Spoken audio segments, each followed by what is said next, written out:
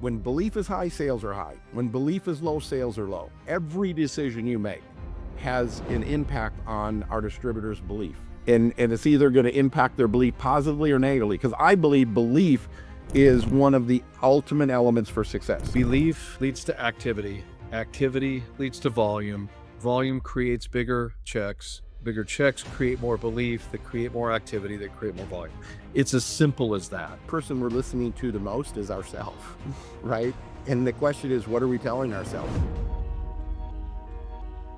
Today's episode is about the power of influence, not just having it, but knowing how to use it. Your environment shapes you, but it does not define you. If you want to lead better and build a kind of friendships that last even when the money is gone, this one is for you. Welcome to the Power of Influence. Okay, well, I'm super excited. Welcome to the Power of Influence. I have got Rick Redford.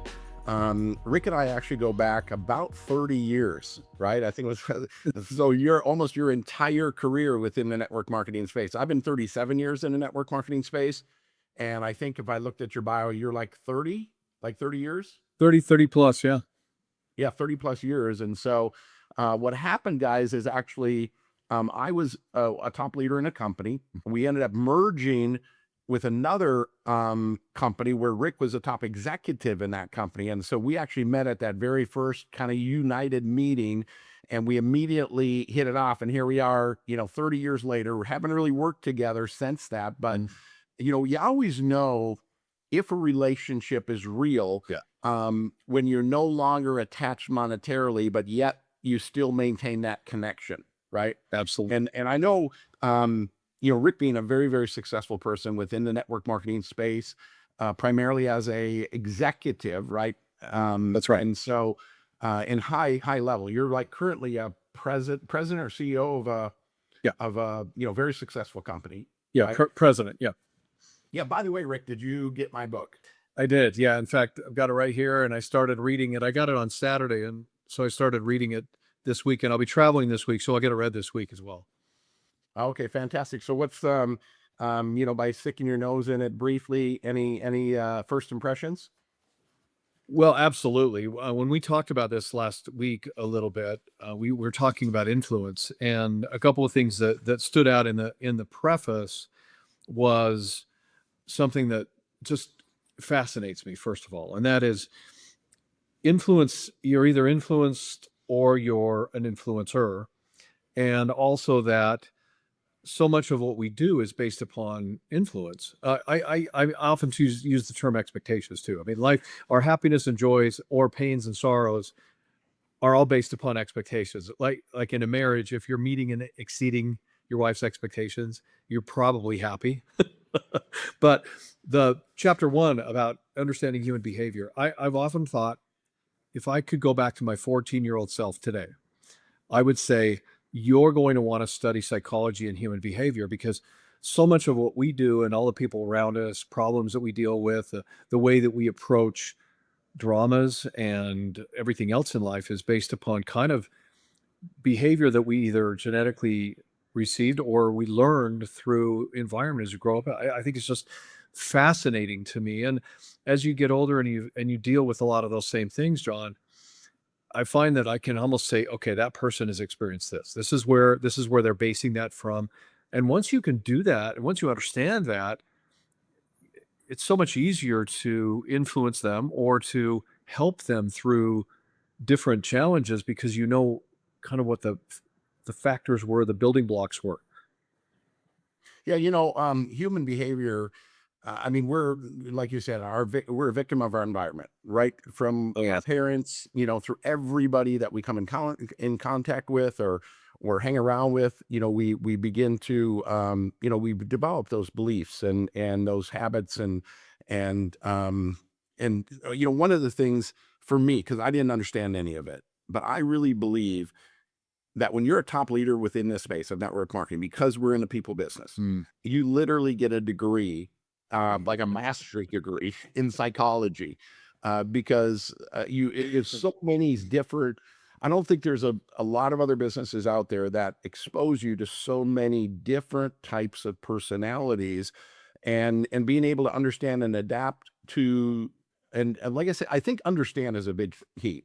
And for me, where it really started to take a hold, where I began to understood, influence, is when I started listening to Jim Rohn, Oh yeah. right? Yeah. And, one of the great phrases or quotes that he has is, what happens to us all. It's all in what we do about what happens that makes a difference. And I find that fascinating through my career, because things happen, right? That aren't fair. Things happen that shouldn't happen. Things happen to us, and we can get angry about it. But at the end of the day, the outcome is going to be solely determined on what we do about it, right? And too many times they get themselves, I literally witness people can't get over something that happened, dragging themselves into a complete ditch, right? And all they're doing is, it's kind of like, I'm going to poke my eye out to spite you. Like, I mean, it's instead of, hey, this happened. Okay, how can I make the best situation? Because it's all up to our actions, and very few people are willing to um, admit that it really, the outcome is not other people, it's not other influences, it's the way that you react to it. There's two things that I just came to my mind as I was thinking about it. There's a couple of books, and I'm sure you're the same way, that I read all the time. Um, I find myself, some years I'll read it 2 or 3 times, and then I'll go a couple of years I won't read it. One of them is Man's Search for Meaning, by Viktor Frankl. Viktor Frankl was in one of the death camps during the war, and in Germany was, I think it was Auschwitz where he was. And he, during that process, he compared a lot of people who went through very similar circumstances, and some of them just completely gave up, and others emotionally kind of got stronger through the process. And he developed a whole uh, theory of psychotherapy based upon that experience that he had, and one of the things he always says is, it doesn't matter, it matters less about what you go through, it's how you respond to that you go through. It's a great book, because there's nobody that's going to read that book and say, oh, I've had it worse. So it's like at the extreme. And the other thing is that people define themselves by a place and time. And I really, I feel so strongly, first of all, my belief system, and I don't want to offend anybody, my belief system is that we're all children of one God. And because we're children of a God, we have a destiny of greatness. I mean, we're not meant to be mediocre. We're not meant to fail. We do that because it's human. But what happens is, we sometimes define ourselves. People say, I'm fat, or I'm stupid, or I'm this, I'm this. And they're defining it because of a place that they are in time. And I think it's really important to understand where you are is just a place in time. It doesn't define you. What can define you is what you do about it, where you go from here. You and I had met a mutual acquaintance when we were working together, Richard Bizarro. He always used to say, it doesn't matter if you fall off the horse, it's whether you can get back on again. Yeah, no, 100%. And it's one of the chapters in the book, actually, I talk about um self-talk, Mm, right? mm. Because the person we're listening to the most is ourself, right? And the question is, what are we telling ourselves? Because just to that point you just brought up about, you label yourself, and sometimes that label can be from our surroundings, going to school, maybe, like, I had dyslexia, right? So I went out growing and repeating to myself, thinking that I was, slow, dumb, and stupid. What's wrong with me, right? And it was kind of the entry into network marketing that, pulled me out of that, that exposed me to more of a positive influence, where you could begin to, believe, right? Believe that, hey, maybe I can do something, better than this. Maybe I can, as Zig Ziglar says, be more, have more, you know, and such. So yeah, but it is definitely fascinating, the whole idea of human behavior, and how we can build those strengths, and through the participation in a network marketing experience. So you've been involved in the network marketing space for 30 some years, primarily as an executive, Mhm. right? Yeah. And that's where we first met. And so, have you ever been on the other side? Have you ever been a distributor? I was just going to say that I have. I'm not going to pretend that I was super successful. I remember I was going through a period of time, and I was looking for opportunity, and someone approached me about this brand new company called New Skin, and living in Utah, where the company was headquartered. And I remember, and for those of you who are listening, you might know the name Craig Tillotson, who has been one of the most successful people as far as financial earnings in the industry. And I remember the very first basement meeting he had in his house I attended. I was 3 generations from the base of the tree in New Skin. Signed about 12 people in my first 2 weeks. Didn't know what to do with them, what to do at that point in time. I wasn't necessarily part of that inner circle of friends that they had.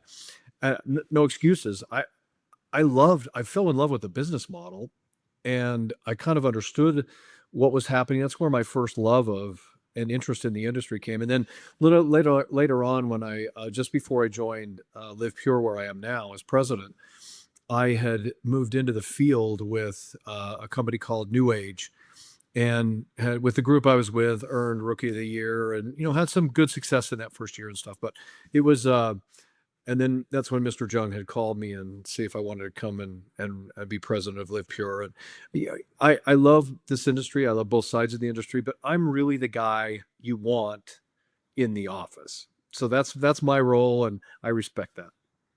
Yeah, well, because there's, I think in any type of business, there, especially in the network marketing space, the company needs the distributors, and the distributors need the company. Yeah. But many times they have they're a little bit at odds against each other, and that's one of the things that I saw, even when we were trying to merge that company together, is you were that go between, right?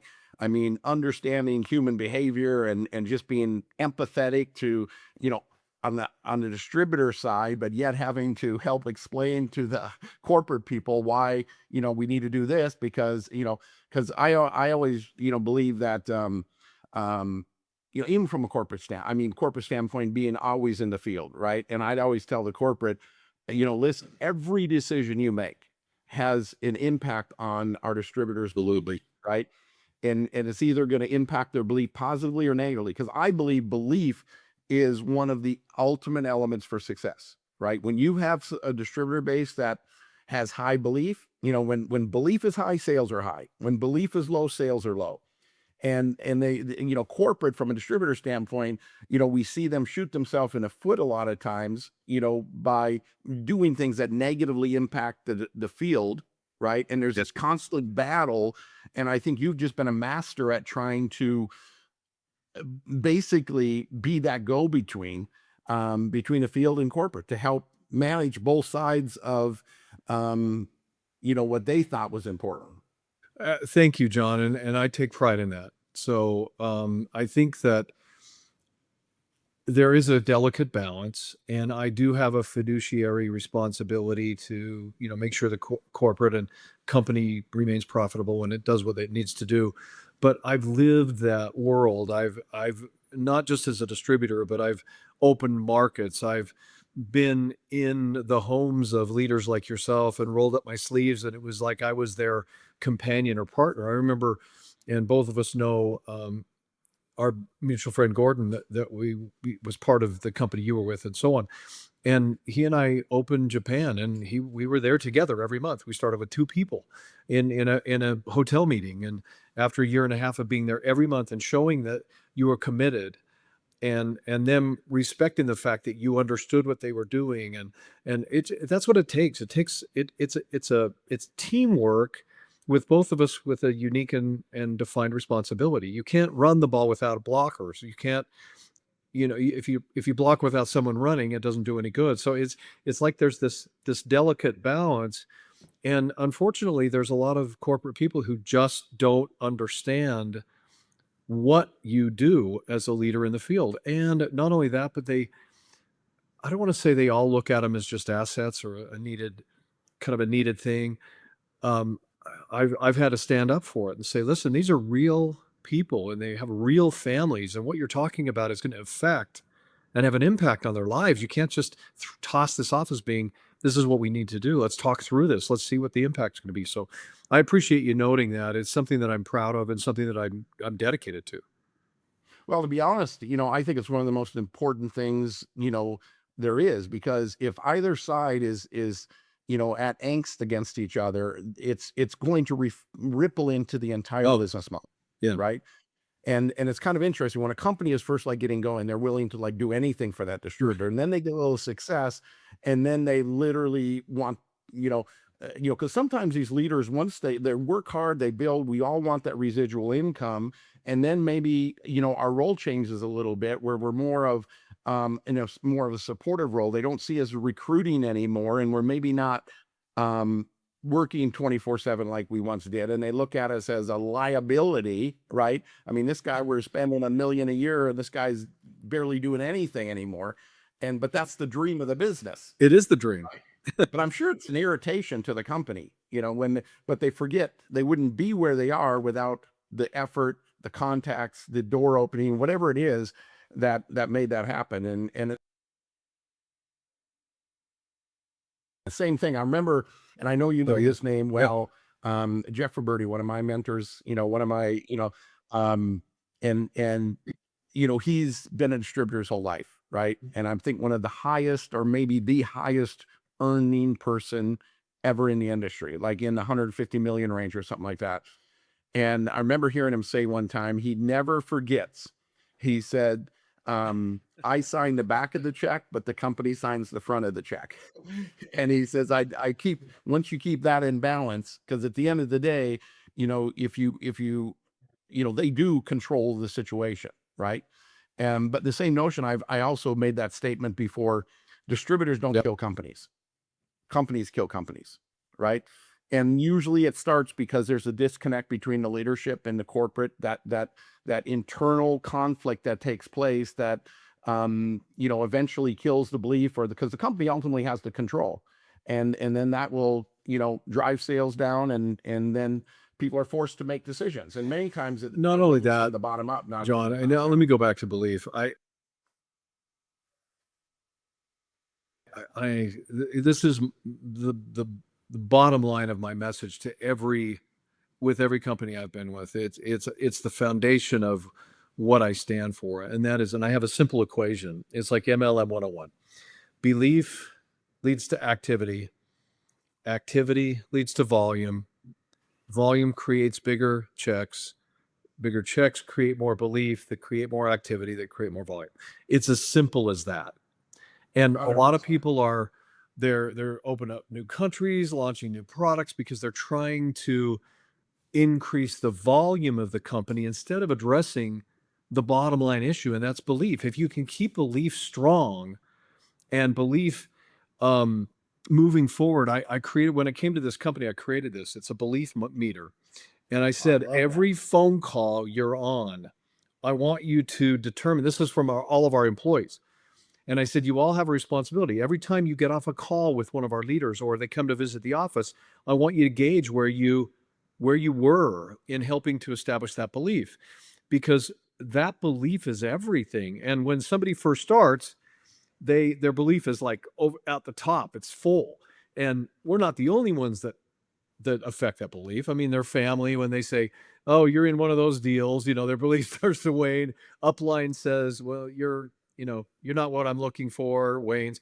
But the company, every time we're on a call, help to determine this. And I've drummed this into all of our employees that we are responsible. We're like, if you define your job, it is a belief advocate. That's what we do.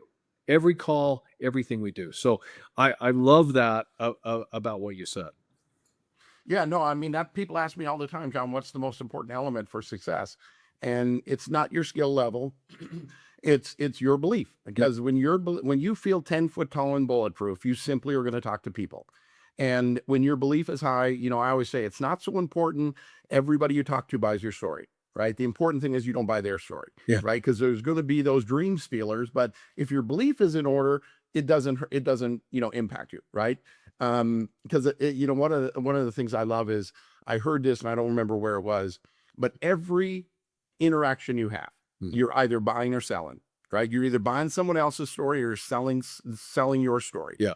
And whoever has the greatest level of belief or conviction is going to have, there we come back to that word influence, right? Influence over the other person, Sure. right? Yeah, I mean, I've even because this industry, because of social media, it's kind of made it a small industry where when I first got started, when you first got started, social media didn't exist, No. right? And so you didn't know everybody in the industry. You knew your company, right? You Yeah. heard of other companies, but you didn't. There wasn't a way to connect, No. right? And there was none of these, events like Eric puts on, or the NMP, where all these professional network marketers come together and build relationships. But is, but you're constantly, if you're in the industry or they're going to try to recruit you, Yeah. because they believe in what they're doing. And I always tell people, when somebody tries to recruit you, if you play this game, right? Okay, I'll look at what you're doing if you look at what I'm doing. I mean, that is a losing battle, right? I mean, neither one is going to recruit either one, No. right? All they're going to do is waste each other's time. Is the way I tell people to handle that is say, listen, Rick, I'm sure what you're doing is great, right? But I have zero interest. But you do need to look at what I'm doing. Well, you know, because it's that confidence that if you come across, if they're willing to look, that means that they're recruitable, right? absolutely. And so, yeah, I mean, that's such of a minute point, but it's such of an important point because everybody is in this chase the shiny object, right? The next hot deal, the FOMO sets in. I mean, you need to, and that's coming all the way back to our very first comment about belief. When your belief is in order, and again, everybody has days where they're frustrated, and you as a corporate staff, me as an upline leader to thousands, our job all the time is to continue to, when we get on the phone with somebody, especially a struggling distributor, we know they thought of quitting today, right? So our first job is to kind of rebuild that dream, rebuild that, why they're doing this, and That's and what's going to happen, the vision of what we're doing here and what this can mean to them, and then what else can I do for you, right? that is so true. And I love the examples you're sharing as well. It's um, belief is everything, and we are there's a fine line, because you said this in the very beginning, that I've proven over time, and you have as well. We're friends, even though, and we're associates, and we will call each other for, hey, what do you think about this? What do you think about that? Because we trust each other. If I ask the question, John, hey, are you happy where you are, or are you looking? I know that you will say exactly where you come from. I think that there's too much um, vagueness in our industry, and you're either confident in what you're doing, or you're looking. And I call it swagger. And some people think swagger is a bad word. I love the word swagger. To me, it's a boldness of belief. It's if I'm having a conversation with you, and if you choose to do something else, I'm like, that's fine. That's great. It may not resonate with you. That's fine. I'm totally fine with that. Instead of oh, you're sure you really want, you get this mentality of people that just seem desperate all the time, and swagger is the opposite of that. But I think we need to be open to maintaining relationships, whether we're involved in the same company or deal or whatever it is that we're doing. We maintain those friendships based upon respect. I will never interrupt somebody else's happiness. If I make a call to somebody, and I give perfect example, I won't use any names, but I called this couple, and this many years ago, called them and I said, hey, I was thinking about you. I wanted to let you know what I'm doing.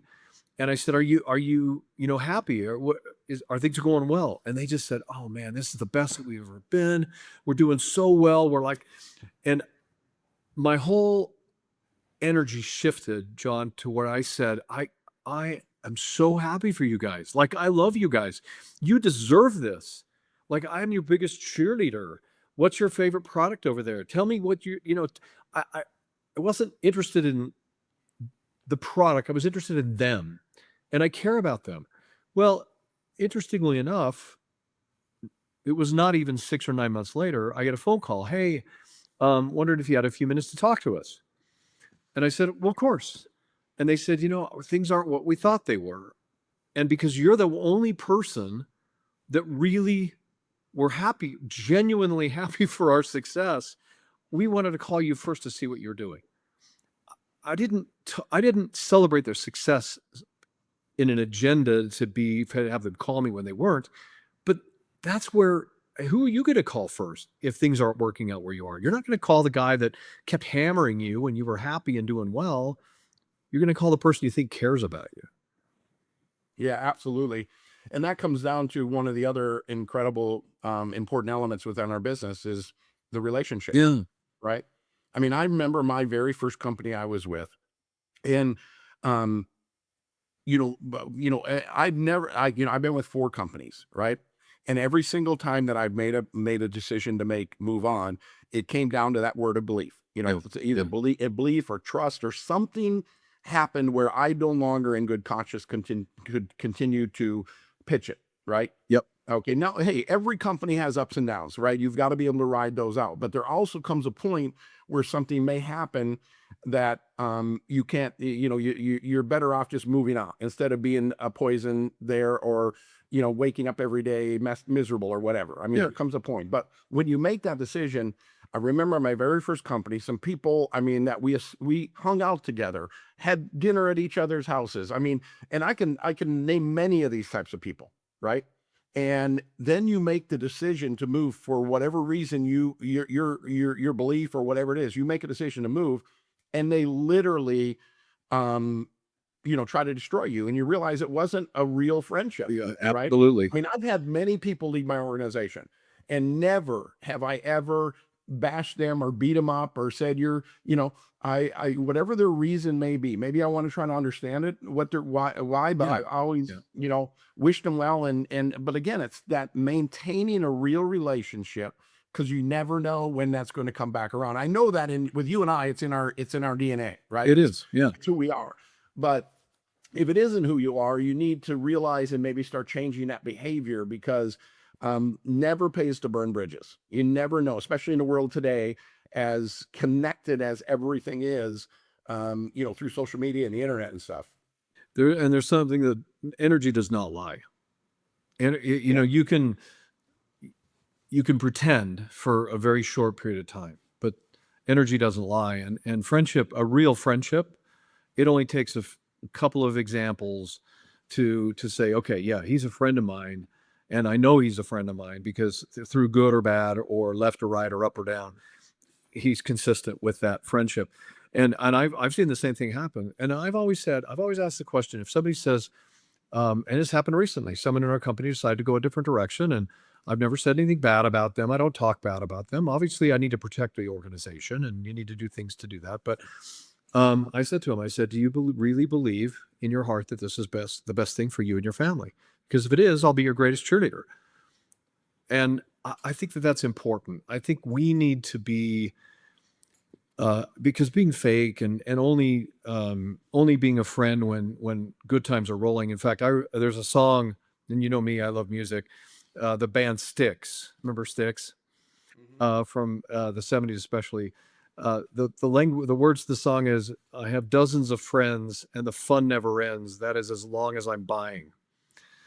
And I think that that pertains a lot. As long as we're in the same company, as long as you're doing well, as long as this, and I just have always based my relationships and friendships on people, not on circumstances. But that particular point, I think, carries in almost to everything.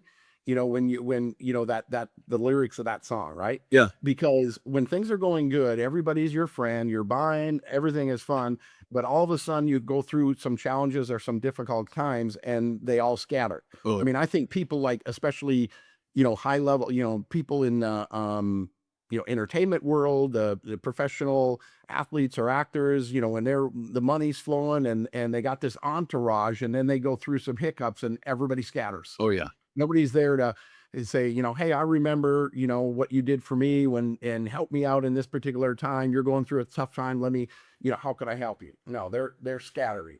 Well, it's like when we moved to the South. So I grew up in Utah. My wife grew up in Utah. We had our family, and I was hired by a nutrition company, Weeder Nutrition, way back in the day, and we were moved to Georgia. And I remember that first day, we moved into the house, and the next morning it was dark, and I went into the kitchen and flipped on the lights, and all the cockroaches scurried and hid. And I'm like, okay, there's an analogy there for life and the good times and so on. Of course, we called the pest control. We never had a challenge after that, but it was a eye-opening moment because it describes exactly what you're talking about. Yeah. So, when you think back to your 30-year career, what are some, um, you have some just like crazy ass stories that, I'm sure you do. There's some that you can actually like share on here. Well, you travel the world, you see a lot. I remember people say to me, "Oh, you're not going to believe this," and honestly, I say, "Oh yeah, like give me a try. I probably do. I probably have." And you do. You see it all as a corporate person. Um, b- Partnerships. I've seen so many partnerships go south because they start where they're good friends or they're a husband and wife or there's some connection. Connection falls apart, and then they don't want anything to do with them. I've seen uplines with downlines, sidelines with cross lines, and everything you could possibly think of that could happen happens. I've seen ego and narcissism kill an organization or kill a company. Probably the thing that surprises me still every time, John, is when a downline says, I I have to move or I'm going to leave the company and I'm going to basically I'm going to forego my opportunity because I can't stand to make another dollar for that guy. Yeah. And I just think to myself, I, I I don't even understand that like why would you put, and it goes back to one of the first things you said on this interaction was somebody will give up on their dream to so that they don't so that someone else's success doesn't happen. It's almost like they're saying, I can't, I'm going to say no to my own dreams and opportunities because I can't stand if this other person was to succeed for my benefits. It's just it blows me away every time I hear that. And I could give maybe 100 different examples of people where that happened. Yeah, no, I've been in the same situation. I've seen it. People have come to me, they want to move or whatever, and and I've even seen companies even allow it sometimes. And in my opinion, it completely breaks down the integrity of the entire program You wrote it because completely. you could be best if something happens and who knows, I mean, a million different things can happen. Maybe it's some type of a fight, or maybe there's some type of other relationships that may have occurred that caused that. But at the end of the day, you wouldn't have been there without that person. And that's the whole essence of our business, right? I mean, your upline isn't you're the person that builds your business. You're the one that builds your business, Right. right? You make your money from your downline. And I've even went as far as to say, okay, let's just assume that we allow this to happen. Okay. And now this person that's your number one leg, let's say they now come to me and they have a conflict with you. Are you going to be then okay with us moving that? Right. Right. Yeah. Well, It and always goes both ways. the integrity of the network has to be your number one goal. As a company person, I will tell you this. Um, and our current company follows the same mentality, and that is if somebody requests, and there's always a valid reason, always, like in their eyes, it's always a valid reason. We got a divorce. I won't even go into the myriad of Yeah, I reasons, know. I know what you're saying. It's about to but say now. but there's always a good reason. And what I say to them is, listen, I'm a data collector at this point. All I'm going to do is I'm going to look at this. The number one thing that we hold sacred is the integrity of the network. This person invited this person that invited this person that invited you. There's an integrity in that relationship chain. That's the first thing we protect. Number two, who wins, who loses. Because there are times where, like, literally, they're in the same group. Everyone else has disappeared. They're by themselves. There's no one that wins or loses in the situation. And we might look at that and say, okay, this does make some sense. We're going to let you pair with this other person because literally everyone else is gone. But in most cases, looking at the integrity of the network will say, I'm sorry, we can't do that because there are people that have been winning as a result of that relationship. We're just not going to let that happen. And people who say they're going to resign and come back 6 months later, I've never seen it happen. No. Never seen it happen because and they're Or doing they it. try to do it in secret, right? They sign up and see. Oh And yeah. there's zero chance that's going to work. No. Okay. Number one, if you do nothing, nobody cares. But if you come back and you start being successful in another spot, it's impossible to keep it a secret, right? And then the company's gonna have to unravel the whole thing, Yeah. right? Yeah. And It's so just it is everybody's gonna lose in that scenario. If you don't Integrity want of to the talk to network. them, lose your upline's number and just go to work. Go to I work. mean, if you can't deal with it. Right, well, and look at other upline. Like, don't worry about that person. Focus on the other person that's up here that you do like. It's just it's irrational, but we're working with as a company, we're working with volunteers, and we Yeah. have to understand that they don't have to do what you ask them to do. It's my responsibility to inspire them enough and to give them enough of a joy and the opportunity and the joy and the rewards and to keep substantiating that belief so that tomorrow morning they wake up and they want to do something. That's really the magic, is keeping somebody inspired enough and motivated enough and their belief high enough that they want to do something. I can't force that. All I can do is provide the ground for them to run. The ground, I call it a fertile garden, a fertile garden for them to grow. Yeah, 100%. Another thing that can happen, and since we're on the same topic, that um, really irritates me is when someone is a leader, right? And they end up building a relationship with a cross-line person. Oh, You know where I'm going with I know this. where you're And going all with of a this. Yeah. sudden, that cross-line person, is there any way I could work with you? And then the leader entertains it. Right.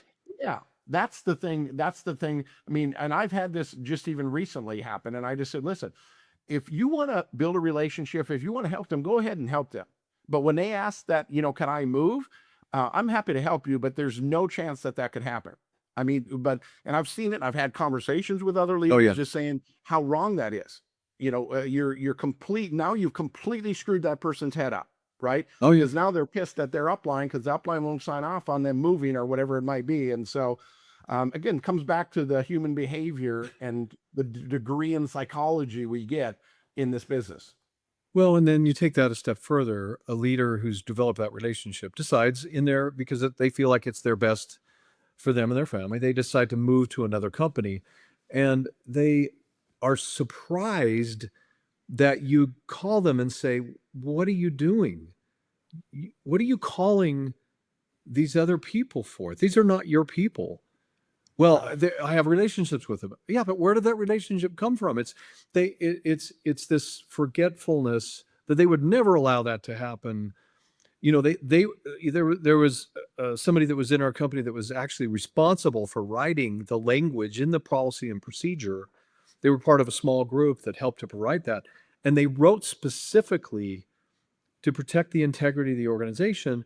But when they decided to move and we took action based upon that same language, they were shocked. And Yeah. I'm like, okay, well, you know what? I respect that you needed to move or you felt like you wanted to move. It was a better opportunity for you, but stop calling our people. Stop calling our leaders. And I don't know. It goes back to the integrity of the network. Yeah. At the end of the day, though, I think I mean, every company has its issues. Every business, I don't care if it's network marketing or not. And it's the better you get at understanding that human behavior, understanding why people do the things that they do, Yeah, and then try to help them navigate that, because it's not just network, it's in every type of business, sure it is. because that people are involved in. There's going to be and the better you get at understanding that, and for me that came, I think part of it may have came a little bit through some type of my own human nature, Mm, but it's listening to the Jim Rohn, it's listening to the Stephen Coveys and the Earl Nightingales, and doing the personal development. yes. Like, I Yeah. mean, that's the other thing I tell people, as next to belief, the next number one thing for your overall long-term success is going to be your personal development. I remember Todd Smith. Okay, Oh, yeah. unbelievable upline, unbelievable integrity. When I made my decision to leave the company that he was my upline in, he didn't bash me. Yeah. He No one's. he understood. Now there was a Yeah. lot of issues right at the time, so he understood, right. But at the same notion, I remember him telling me, doing this at an event one time. He said, "Wouldn't it be a shame for your business to grow and you didn't?" Mm, yeah. You know, He and was. that's for Yeah. short-term success. People start reading their own press releases, because if you get involved at the right time where there's like momentum taking place, Yes. and it can magnify and multiply someone's results way beyond their skills and ability. Just effort and being there can magnify into success. And then they make the mistake of thinking it was them instead of the environment. Yes, they participated, Sure. but it was the environment that they found themselves in, right? Because it's easy to be a leader when things are going good. Real leadership Oh yeah. begins to surface when there's challenges. Not only that, but and I'm going to share kind of like a tip. So it's impossible. Think of when if you're a parent in disciplining a child. When is the worst time to discipline a child? In the heat of the emotion, right? They do something and you're all frustrated, you're angry. That's where a lot of abuse takes place. It's where you say things you regret. And what I try to do is, in order to resolve a conflict, and this could be what we're talking about. It could be a lot of those other circumstances that we refer to. I I I I, I call it an out of body experience. I step away from my system. I step away from the way I might perceive it. Maybe I like one of the individuals better than I like the other one. I step away from that. I become a data collector, and I say, okay, what are the facts? And then they start. Well, he did this or they did this, and I no the facts. What are the facts? What are the things we know? And it's really interesting when you get into that mode of data collecting that there's no emotion involved. It's just this is what it was. And then you can create a solution out of the data. And I found that to be so good at resolving conflicts within the distributorship, resolving conflicts with companies, resolving conflicts between distributors and company, because I just don't get worked up over it. I just become a data collector, and then here are the solutions that are possible. Where's the best way, and then you can negotiate. But a lot of it comes from in that data collection of the first thing you brought up, and that is where people are coming from. What is their perspective on those facts? Because facts are one thing, but their perspective of the facts might be another thing. So it's 100%. it's just that's something that has really helped me in my career, because then you're not saying something you're going to regret, or hopefully you're not. You're not doing something out of the emotion of doing it. You're doing it because of where you fall in the data. So anyway, that just came to my mind as you were saying that. Yeah, I think it's Stephen Covey that, he says, seek first to understand, then to be Yeah, understood. yeah, And that's where a lot of people fail. They just react, right? right. And and I do this even in prospect, even like, like sometimes, like one of the most powerful tools I still believe in is the three-way phone call. Maybe we can have a Absolutely. three-way chat or whatever, but it's bringing that third party in. And I've worked with uplines. I introduce, hey, this is Rick, and Rick and I have known each other for 30 years. He's been in the industry for a long time, and I wanted you guys to meet. And then I bring my upline on or whatever, and then they won't ask you a thing. They just unload on you. And like when I do a three-way phone call, and I'm gonna, Rick, hey, nice to meet you. I'd love, so and so told me a little bit about you. I'd love to know a little bit more. And what I'm doing is I'm trying to, because I'm trying to get the prospect to talk as much as possible, Yes. right? And listen, right? Listen and try to understand where they're coming Right. from, and they will tell you so much without you saying very much, right? Absolutely. In fact, I think sales people look down on sales sometimes, and my definition of sales is different than others. In fact, I was going to write a book at one time, and the art of selling as it relates to tennis, the game of tennis. And that is, your first set, because you play multiple sets. Your first set, many of the games, you're just hitting the ball back and forth, trying to understand where that person's strengths and weaknesses are that day. And I don't mean in the sales presentation necessarily a weakness, but it's the same sort of idea. If you don't do that, you don't know what they're looking for. But if you ask the questions and you ask them to talk about their background, and I love asking the question, are you as healthy today as you thought you'd be at this stage of life? Because it's not a personal question, but you become their bartender. They start sharing everything. And then at the end of that, then you can solve their problem, because to me, sales is just helping them to understand you have a solution for what concerns them.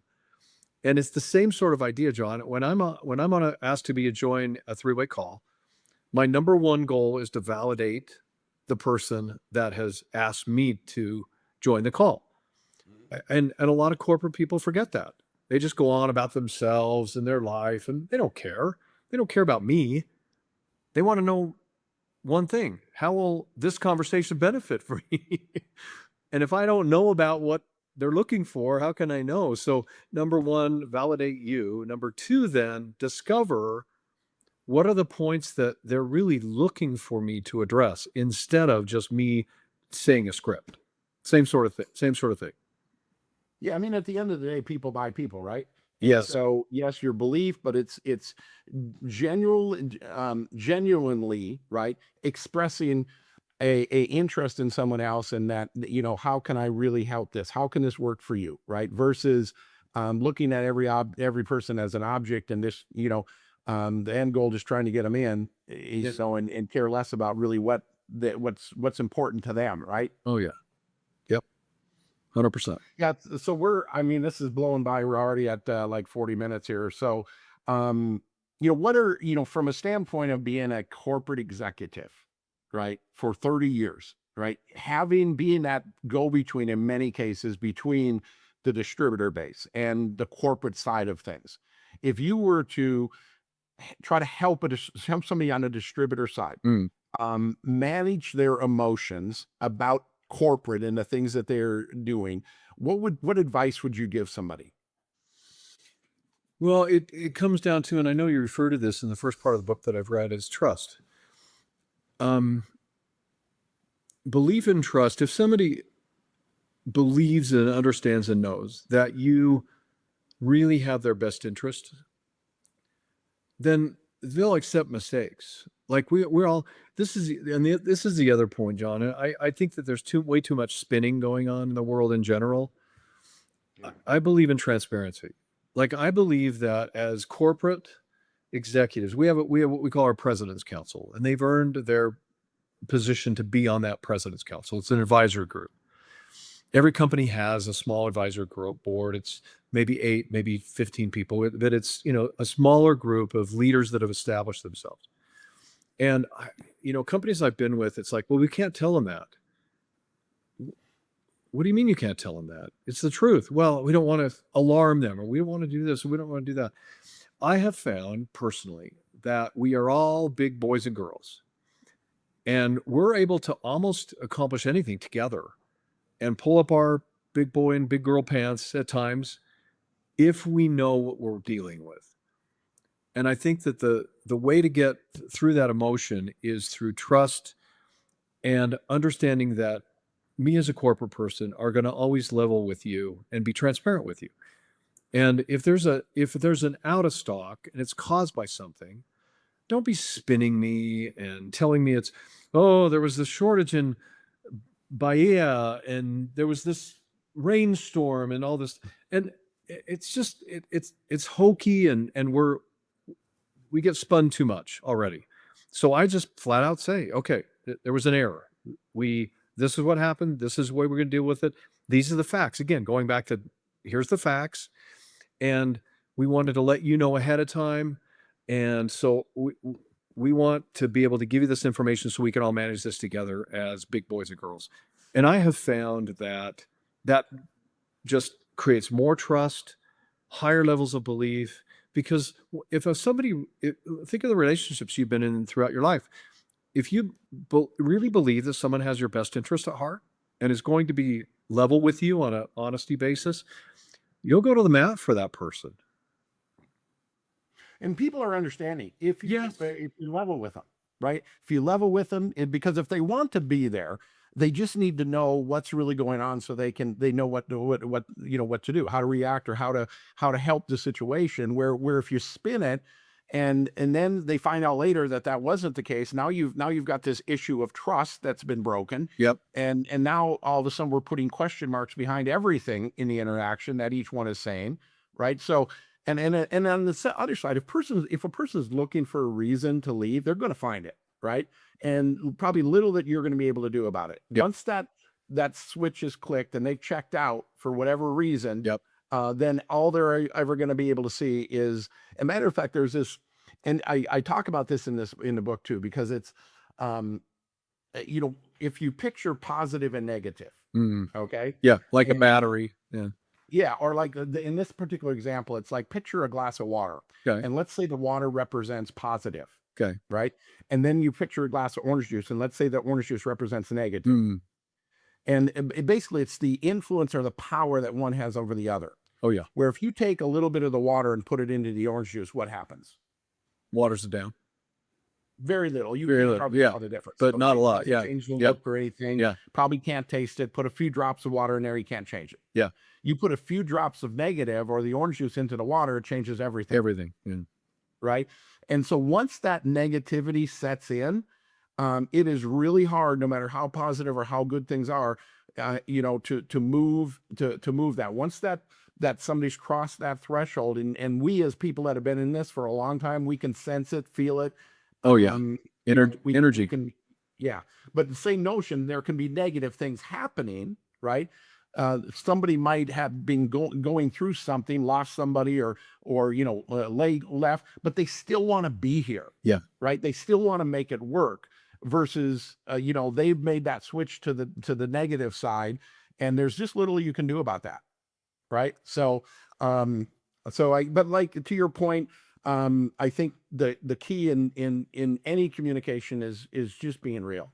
Be Just real. being real. Don't try to spin crap, and just Uh, because people really are a lot more forgiving and a lot more understanding, and than we give them credit for, if they're leveled with. and they're we all are adaptable. I mean, we all say, "Oh, I don't want to change," but in reality, that's what we do all the time. And in an industry that takes pride in change, we're pretty hesitant to change. In terms of when you think about technology and, well, even in the influencer world today, the companies that are like ignoring this whole industry of affiliates and influencers, or choosing to move away from network marketing in direction of an influencer or affiliate model, are ignoring the fact that these are converging. And at one time or another, somebody's going to go, well, why did I jump ship and lose all the faith and trust in my distributors and go there? Because these are industries that are coming together. Instead of, what do we do to adapt? How can we adapt and embrace versus resist and I don't know, and ignore, thinking it's going to go away. I just think that people are smart, they're adaptable, and you said it right. And that is, if we all understand, we're pretty good at it. We're pretty good at solving issues if we can just deal with facts. Yeah, 100%. Well, listen, our time has like really flown by here, and I've enjoyed this conversation. Me too. Every time we talk, Rick, whether we're just touching base or Yeah. whatever, we probably talk 2 or 3 times a year and just say hi and stuff. But I think there was we hadn't talked for several years, and remember I think I was passing through. I think it was in Salt Lake City, right? I was Yeah, passing it through was. towards Yeah. Salt Lake City, Yeah. and you were passing me, and it's like, hey, and that's what I love about the industry. It's all the relationships, Yes. the real relationships, that we build here, right? So Is thank you that so much for coming on. We're gonna have to do this again. I can't wait to hear, once you dive a little deeper into that book. If you have any Oh, let's do it. make sure you leave me a review on Amazon. Love that as well. Just an honest review, not asking you to flout my bells. Well, tell me what you think, right? I will do that. And like, as I said, I'll be traveling the next 2 weeks. I've got a couple of events I'll be going to. And so I'll have this read. If it's not this week, I'll have it read next week. And because I like, from your, was it From the Bottom to the Top? Was that the one that you had? Right or almost right. I knew it was close to that, but I read that before, and your story's a great story. You're a great human being. You and I see things a lot the same, and so I'm looking forward to reading it. And I will leave a review. I appreciate it. So thank you so much, folks.